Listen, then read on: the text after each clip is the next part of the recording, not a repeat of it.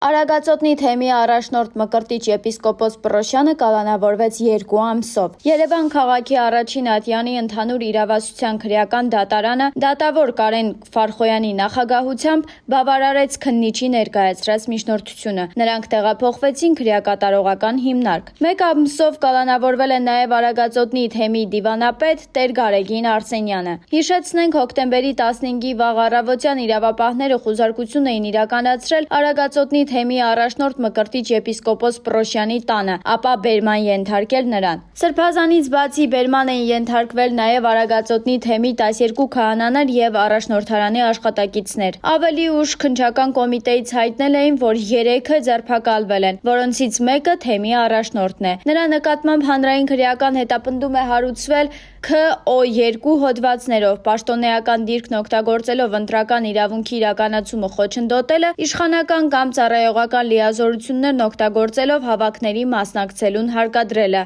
Ավելի վաղ փաստաբան Երեմ Սարգսյանը հայտնել էր, որ Արագածոտնի թեմի առաջնորդ Մկրտիչ եպիսկոպոս Պռոշյանի գործով 54 քննիչ է ներգրավված։ Փաստաբան Երեմ Սարգսյանը նաև հայտնել էր, որ արգելվել է թեմի առաջնորդի տեսակցությունները բացի մորից։